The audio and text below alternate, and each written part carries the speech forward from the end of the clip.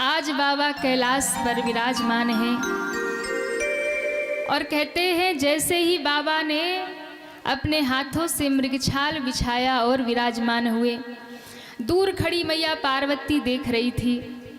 पार्वती मैया समझ गई आज बाबा बड़े प्रसन्न हैं। तुरंत मैया पार्वती पास आती हैं और बाबा को प्रणाम करती हैं। जैसे ही माँ ने बाबा को प्रणाम किया,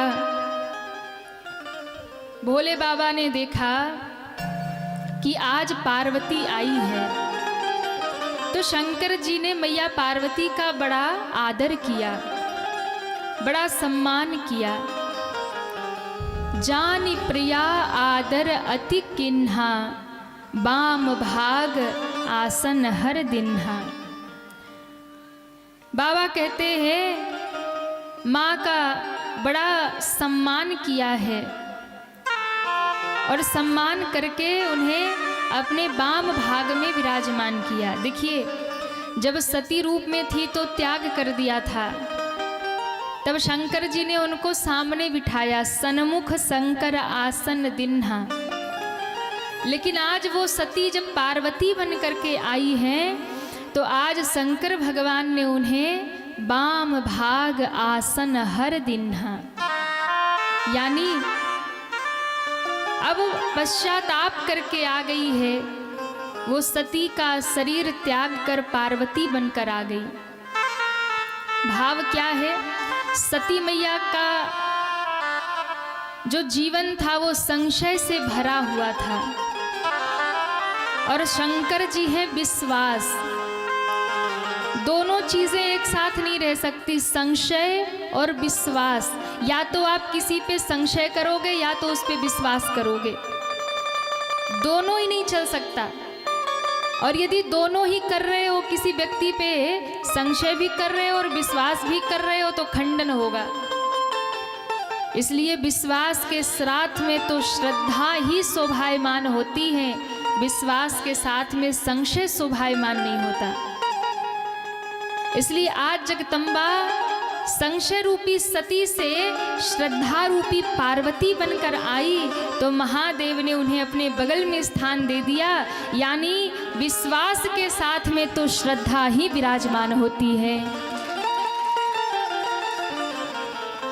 मैया बैठी बाबा की ओर देख रही है।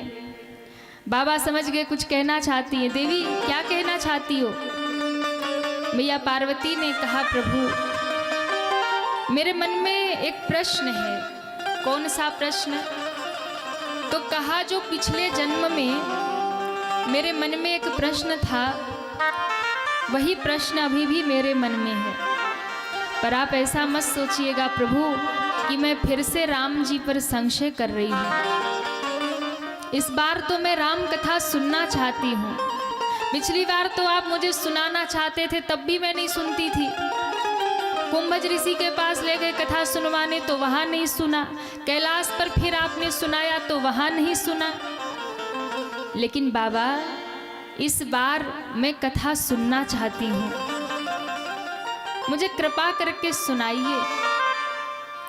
मेरे मन में कुछ प्रश्न है, मेरे मन में कुछ जिज्ञासा है, उसका समाधान करिए। बाबा ने कहा क्या पूछना है? माँ ने दोनों हाथ जोड़ के कहा, हे महाराज, जब मैं सती रूप में थी और आप मुझे लेकर के कुंभज ऋषि के आश्रम में कथा सुनने गए थे, और वहाँ पर उन्होंने जो कथा सुनाई थी, कथा सुनने के बाद भी मेरा मन भगवान में नहीं लगा, मैंने कथा नहीं सुना। फिर रास्ते में दो राजकुमार थे, एक सावरे थे एक गोरे थे, धनुष बाण धारण किए थे, पीतांबरी धारण किए थे। एक रो रहे थे, एक चुप करा रहे थे। वो अपनी पत्नी को ढूंढ रहे थे, वो अपनी प्रिया को ढूंढ रहे थे। हे प्रभु, मेरे मन में यही बात रहती है कि जो निर्गुण निराकार है वो ब्रह्म साकार कैसे हो गया? भगवान तो निराकार रहते हैं, निर्गुण है, वो साकार कैसे हो गए? मनुष्य क्यों बन गए भगवान? और अगर वो साकार होकर मनुष्य भी बन गए तो भगवान को धरती पर क्यों आना पड़ा? और अगर भगवान धरती पर भी आ गए तो उन्हें जंगल जंगल में क्यों घूमना पड़ा? वन वन में ठोकर क्यों खाना पड़ा? क्यों उन्हें रोना पड़ा? अरे जब वो भगवान थे तो उन्हें तो पता होगा ना कि मेरी पत्नी कौन ले गया, कहाँ गई, भगवान से क्या छिपा है। वो त्रिकालज्ञ हैं। और दूसरी बात, अगर वो भगवान थे तो रावण की हिम्मत कैसे हुई कि सीता जी को उठा ले गया? फिर आप मुझे बताइए प्रभु, कैसे राम जी ने रावण का वध किया, जानकी को जीत कर कैसे वापस आए? हे नाथ, मैंने जो पूछा है वो भी बताना, जो नहीं पूछा है वो भी बताना। क्यों? आप त्रिभुवन के गुरु हैं। विश्वनाथ मम नाथ पुरारी,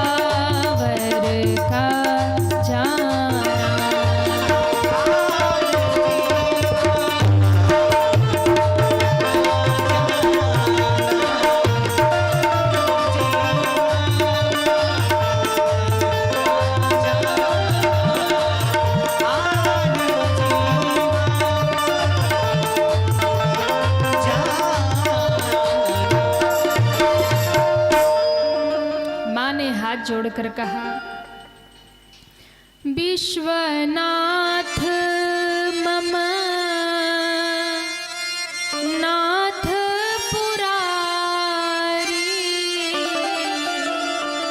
किसको किसको ये चौपाई याद है?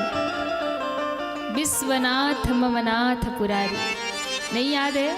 हाथ जोड़िए, सब हाथ जोड़िए और मेरे साथ बोलिए, विश्वनाथ मम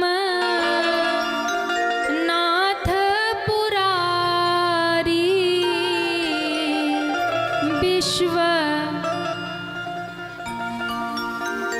नाथ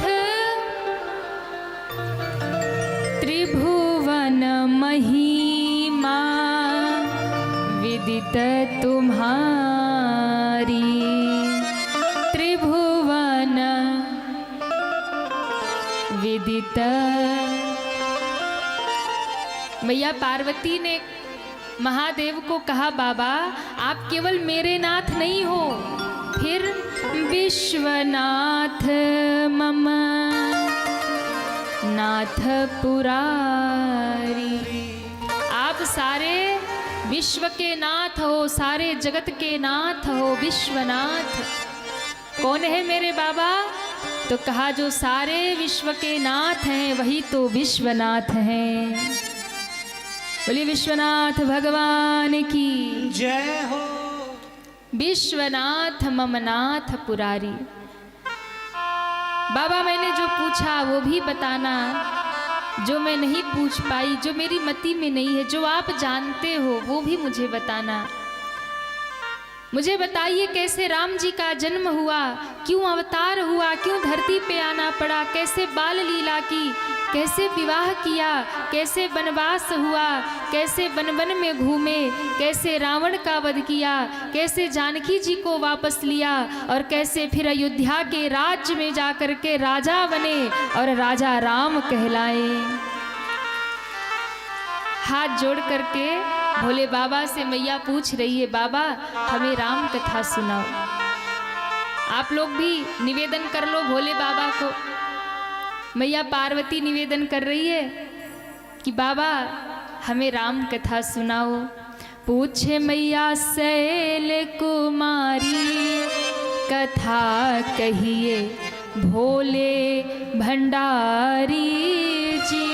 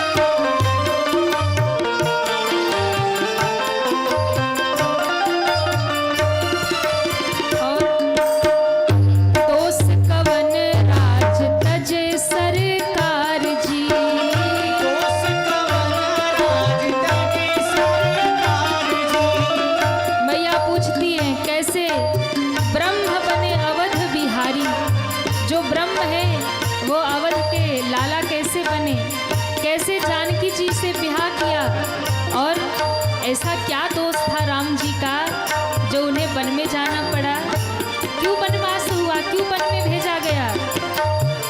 दोस्त कवन राज तजे सरकार जी,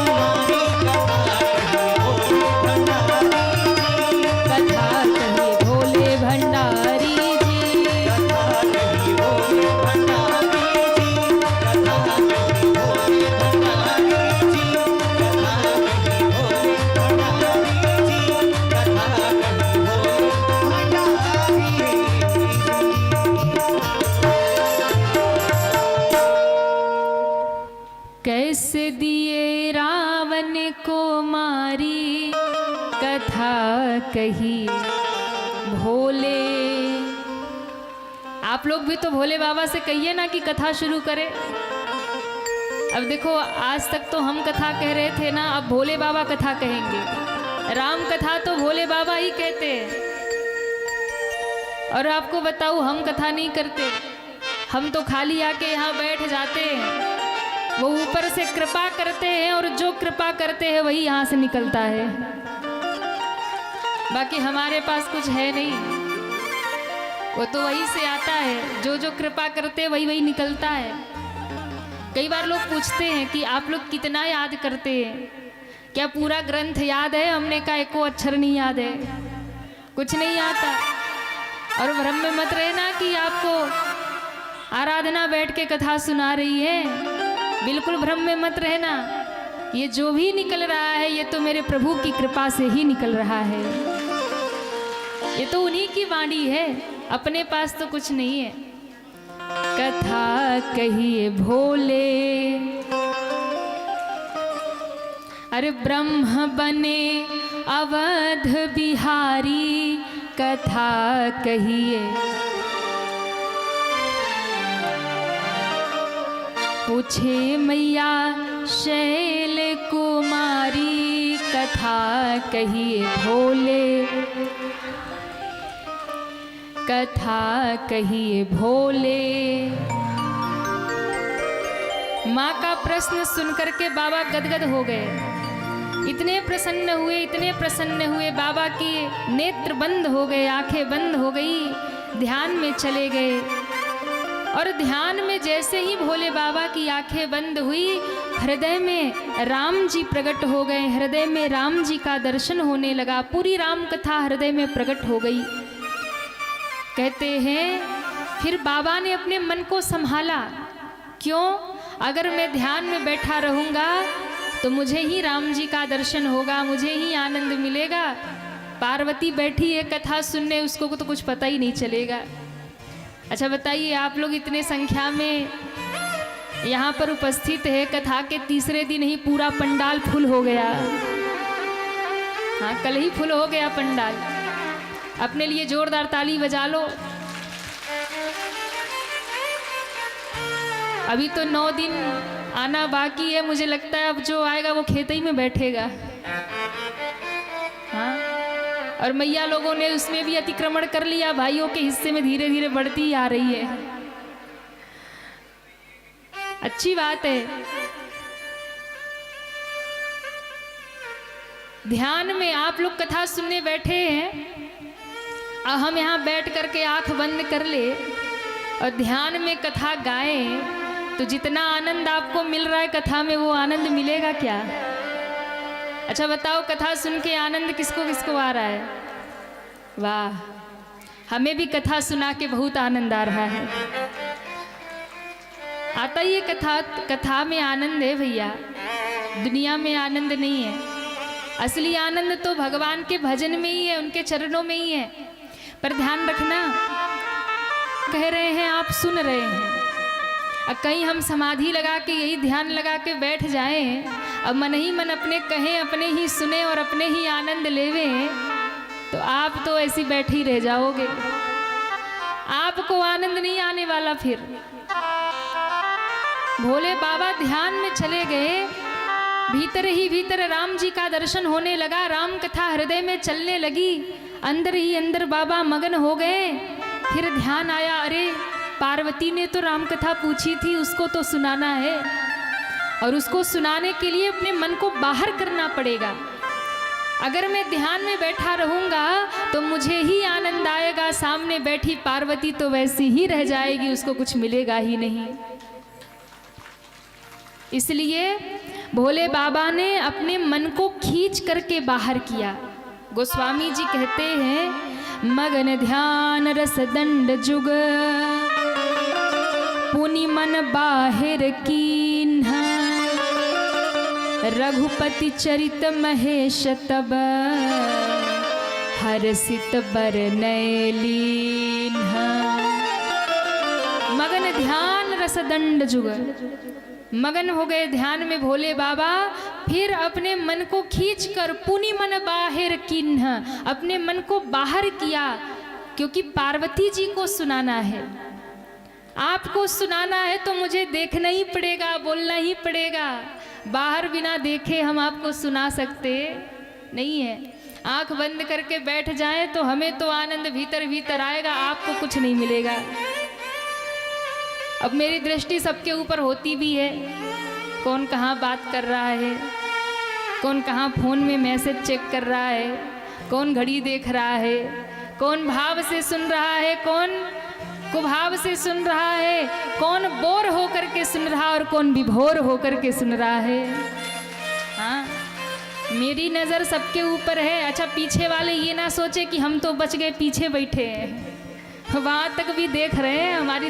अच्छा, वक्ता की दृष्टि बहुत तेज होती है, तो हमारी दृष्टि पीछे तक, अंतिम लाइन तक पड़ी है, कौन कहाँ क्या कर रहा है। वैसे एक बात कहूँ, कहीं कहीं होता है लोग कथा में आके बैठ जाएंगे, फिर अगल बगल में अपनी सहेली से बतियाते रहेंगे। कहीं कहीं होगा लोग बैठेंगे तो पहले अपनी सेल्फी खींचेंगे, देखो हम पंडाल में आए हैं, वीडियो बनाएंगे, पहले सेल्फी खींचेंगे, व्हाट्सएप पे स्टेटस लगाएंगे, और फिर हर 2 मिनट में देखेंगे खोल के कौन कौन लाइक किया, अभी उसने देखा कि नहीं देखा, हमारे पड़ोसी ने देखा कि नहीं, फला रिश्तेदार ने देखा कि नहीं। तो भैया वो कथा का रस नहीं है। मैं नहीं कहती कि ठीक है सेल्फी खींचो, फोटो खींचो, लगाओ स्टेटस, पता चलना चाहिए कि आप सत्संगी हो, भगवान के कथा वाले हो। हाँ, कई लोग तो इसी से जल जाते हैं कि बड़े भगत बने हैं, देखो रोज ही कथा में पहुंच जाते हैं। लेकिन जब कथा में बैठो तो बिल्कुल ध्यान कथा में होना चाहिए। पर भैया तरवन्ना वालों को हम व्यासपीठ से साधुवाद देते हैं कि 3 घंटा ये हिलते ही नहीं है, एक आसन पर बैठे ही रहते हैं। आपने पूछा था कि भगवान जो निराकार है वो साकार कैसे बने, तो सबसे पहली बात तो ये है कि निराकार और साकार में ज़्यादा अंतर नहीं है। जो निराकार है वही साकार है, जो साकार है वही निराकार है। कई बार लोगों में भेद बुद्धि आ जाती है। बोले हम तो निराकार भगवान को मानते, कोई कहता हम साकार को मानते हैं। तो इसका अर्थ क्या है? आप भगवान का बंटवारा कर रहे हैं। निराकार अलग और साकार अलग थोड़ी है। निराकार साकार दोनों एक है। तो फिर भगवान के दो रूप कैसे है? निराकार या तो रहे या तो साकार रहे। तो ध्यान रखना, वो भगवान निर्गुण निराकार है, निराकार रूप में सारी सृष्टि में व्याप्त हैं।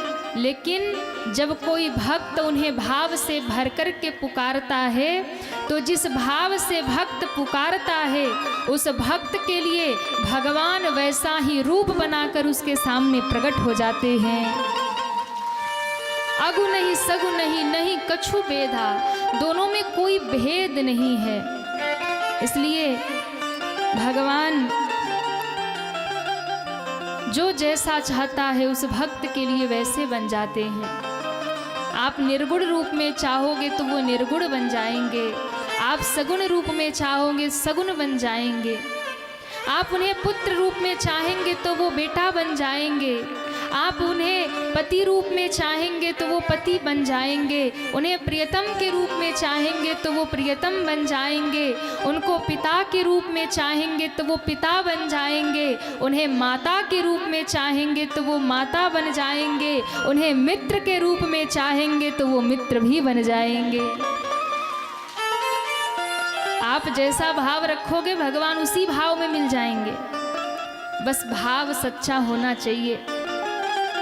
अर्जुन के तो सखा भी बन गए और सारथी भी बन गए। बताओ, किसी बड़े आदमी को आप कह दो कि भैया तनिक हमारी गाड़ी लेके आओ, तो कहेगा हम तुम्हारे नौकर हैं कि तुम्हारी गाड़ी लेके आ जाएं।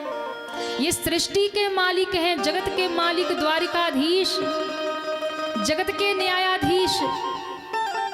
और अर्जुन ने कहा कि प्रभु मेरे सारथी बन जाओ, तो रथ पकड़ के बैठ गए। अर्जुन कह रहे इधर चलो तो इधर जाते, इधर चलो तो इधर जाते। बताओ, ऐसा कोई भगवान होगा? जो जैसा मानता है, जो जैसा चाहता है, उसके लिए भगवान वैसे ही बन जाते। शंकर जी ने कहा, देवी आपने पूछा कि भगवान धरती पर क्यों आते हैं? तो भगवान के धरती पर आने के एक कारण नहीं होते, अनेक कारण होते हैं। पर धरती पे आने के लिए जो सबसे मुख्य कारण होता है वो एक ही कारण होता है, जब जब होई धर्म के हानि,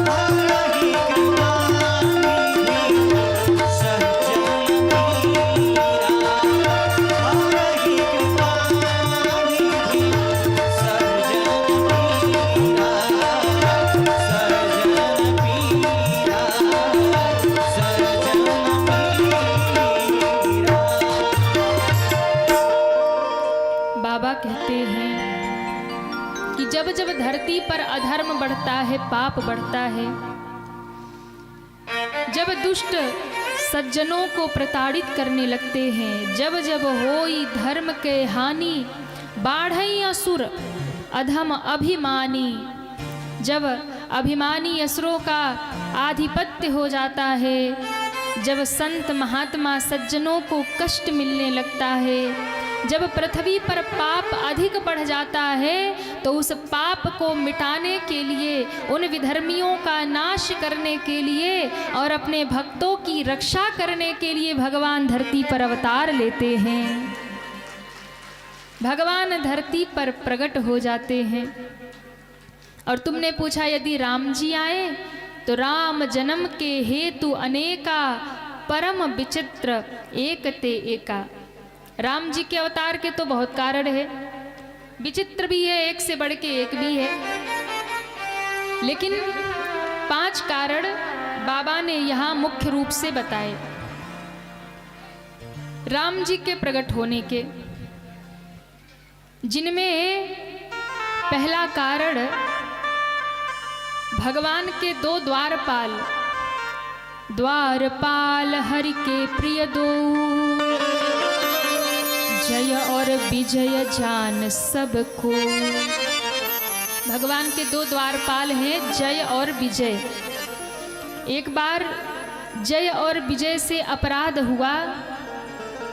अपराध ये हुआ कि सौनकादिक ऋषि वहाँ दर्शन करने आए थे और उन्होंने दर्शन करने नहीं दिया, बोले भगवान विश्राम कर रहे हैं, भीतर जाने नहीं दिया। तो ऋषियों ने श्राप दे दिया कि तुम भक्त और भगवान को अलग कर रहे हो, तुम भगवान के पार्षद, भगवान के द्वारपाल बनने लायक नहीं हो, इसलिए हम तुम्हें श्राप देते, तुम असुर बन जाओ।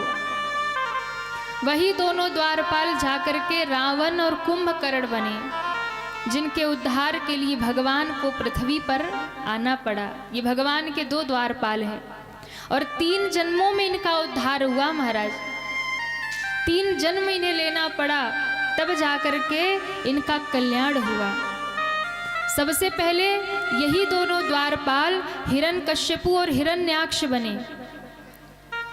तब भगवान ने हिरण्यकश्यपु और हिरण्याक्ष के लिए, पहले हिरण्याक्ष के लिए भगवान ने वाराह अवतार लिया और हिरण्यकश्यपु के लिए भगवान ने नरसिंह अवतार लिया, इनका उद्धार किया। दूसरे जन्म में ये रावण कुंभकर्ण बने, तब भगवान ने राम बन करके इनका उद्धार किया। और तीसरे जन्म में शिशुपाल और दंतवक्र बने, तब भगवान ने कृष्ण बन करके द्वापर में अवतार लेकर इनका उद्धार किया।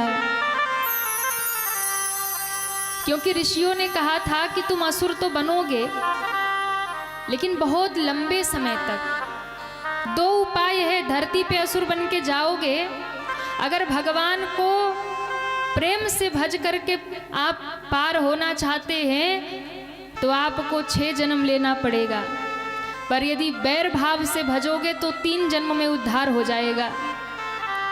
तो सब बड़ा आश्चर्य हुआ सबको, बोले महाराज प्रेम से भजने पर इतना लंबा समय और शत्रु बना लेने पर इतने जल्दी उद्धार होगा कि 3 ही जन्म में कल्याण हो जाएगा। तो मुस्कुरा करके कहा देखो उसमें कारण है। क्या? बोले जितना व्यक्ति भगवान को नहीं याद करता, जितना व्यक्ति अपने मित्र को नहीं याद करता, जितना व्यक्ति अपने सगे संबंधियों को नहीं याद करता, उतना व्यक्ति अपने शत्रु को याद करता है। जिससे व्यक्ति जितना जलता है, जिससे जितनी दुश्मनी होती है ना, उसके विषय में उतना ही ज्यादा सोचता है। क्या कर रहा होगा, कैसे कर रहा होगा, ऐसे होगा वैसे होगा, ये षड्यंत्र करेगा। अच्छा आप बताइए, मित्र की याद ज्यादा आती है कि शत्रु की? हाँ, मित्र की वो तो आप ऊपर ऊपर से कह रहे हो, शत्रु का चिंतन ज्यादा होता है। विचार करके देखिएगा, ये शास्त्र की बात है। मित्र से ज्यादा व्यक्ति जो आपके विरोधी होंगे ना, उस पे नजर ज्यादा रखते हो आप। मित्र तो ठीक है, अपना ही है, कहाँ कुछ करेगा, तो उसकी याद कम होती है, विरोधियों पे नजर ज्यादा होती है, कब क्या करेगा। तो बैर भाव से भजोगे 3 जन्म में उद्धार होगा, यही 3 जन्म लेना पड़ा। दूसरा कारण बताया कि भगवान के जो परम भक्त हैं, श्री नारद जी ने एक बार भगवान को श्राप दे दिया। नारद जी ने भगवान को श्राप दे दिया जैसे ही भोले बाबा ने कहा तो पार्वती मैया को बड़ा आश्चर्य हुआ। पार्वती मैया ने कहा बाबा रुको रुको रुको, कहीं कोई गलत बात तो नहीं बोल रहे हो आप? ऐसा तो नहीं है कि भूल करके कभी कभी वक्ता होता है ना कि बोलते बोलते कभी मुख से कुछ गलत भी निकल जाता है, तो ऐसा तो नहीं है कि प्रभु आपका ध्यान कहीं और था, कहना कुछ और था, कह कुछ और दिया? शंकर जी ने कहा क्या मतलब? अरे महाराज, गिरजा चकित भई सुनि बानी, नारद विष्णु भगत मुनि ज्ञानी। नारद जी कौन है? नारद जी विष्णु भगवान के परम भक्त हैं और ज्ञानी भी हैं, भगत भी है।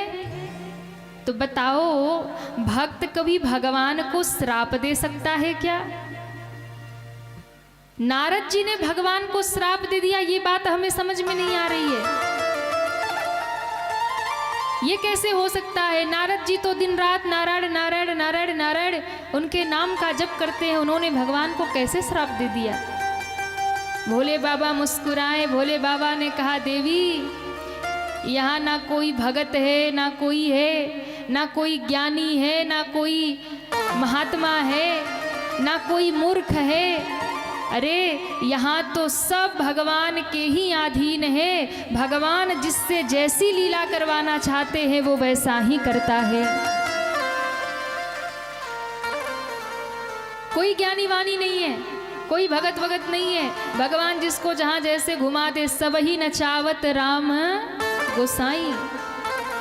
भगवान के ही अधीन सब है, वो जैसी लीला रच देना जीव उधर ही चल पड़ता है। पार्वती माँ ने कहा पर प्रभु ऐसा क्या कारण बन गया कि नारद जी को भगवान को श्राप देना पड़ा? अच्छा देखिए, पार्वती मैया ने यहाँ नारद जी का पक्ष लिया। क्यों? पार्वती मैया के जो गुरु जी हैं ना, वो नारद जी हैं। तो पार्वती मैया अपने गुरु के साथ खड़ी हैं, अपने गुरु का पक्ष ले रही हैं। बोले प्रभु एक बात बताइए, क्या ऐसा क्या कारण बन गया कि मेरे गुरु जी को नारायण को श्राप देना पड़ा? माँ के शब्द सुनिए। माँ ने कहा बाबा, कारण कवन श्राप मुनि दीन्हा,